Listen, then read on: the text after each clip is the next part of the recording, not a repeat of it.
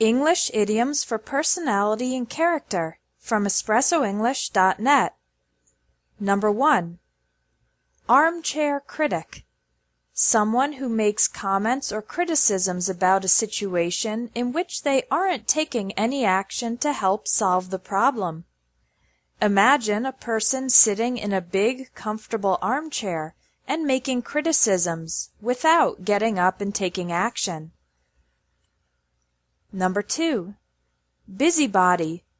Someone who constantly wants to know about or interfere in other people's lives.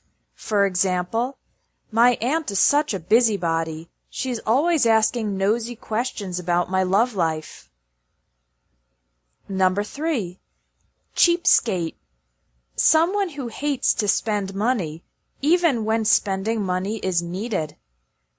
John bought his mother a $5 gift for her birthday. I can't believe what a cheapskate he is. Another way to describe someone who hates spending money is stingy.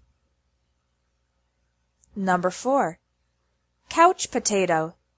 A lazy person who spends lots of time sitting or lying down, usually watching TV, playing video games, or something else that doesn't involve physical activity.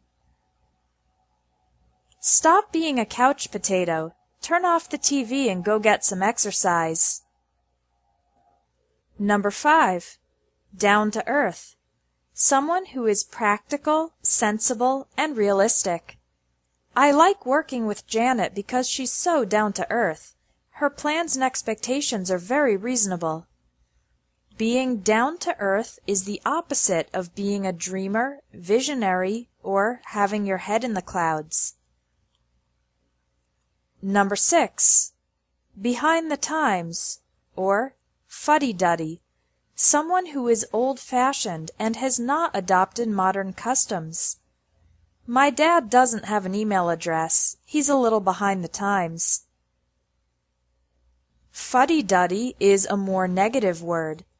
It is more of a criticism, whereas behind the times is more diplomatic. Number 7. Go-getter. An active, energetic person with initiative to pursue the things they want. You can't just wait for opportunities to be handed to you. You need to be more of a go-getter.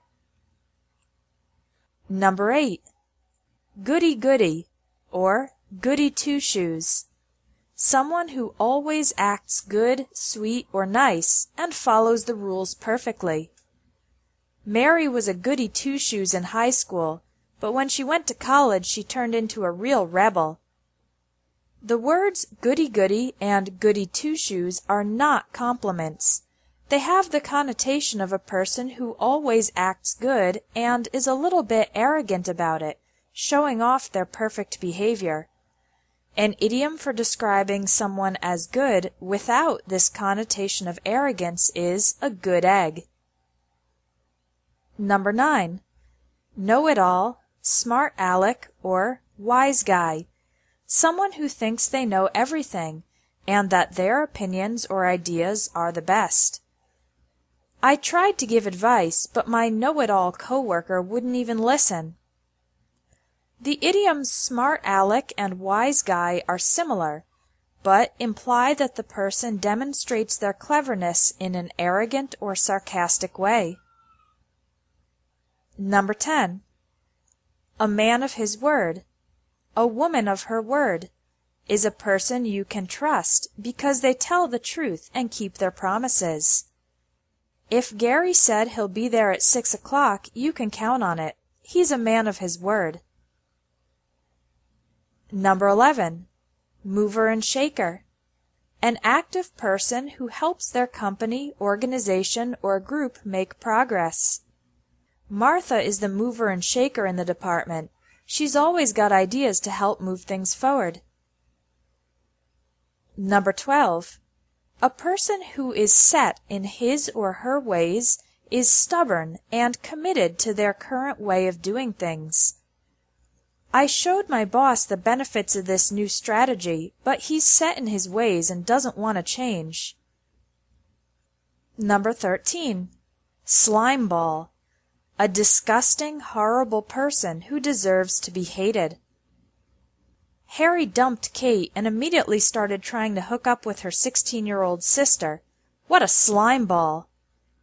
A person can be described as a slime ball in any context, not only romantic relationships. This word can be used for anybody who did an especially terrible, dishonest, or violent action. Number 14. Social butterfly. An extroverted person who loves to socialize with many people. I'm more reserved, but my mother is a social butterfly. Like a butterfly goes quickly from flower to flower, a social butterfly often goes around a room having conversations with many people. Number 15. A stickler for the rules is someone who strongly insists on something and wants or expects others to maintain the same standard. Clean up the classroom after you're done with your project.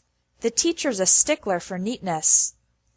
People are usually sticklers for some rule of correctness, such as neatness or cleanliness, punctuality, correct grammar, tradition, accuracy, etc. Number 16. Wet blanket. Someone who discourages or prevents fun or enjoyment for other people through negative actions or attitudes. Other idioms for this type of person include party pooper, spoil sport, killjoy, and a stick in the mud. Number 17. Worrywart. Someone who worries constantly and excessively.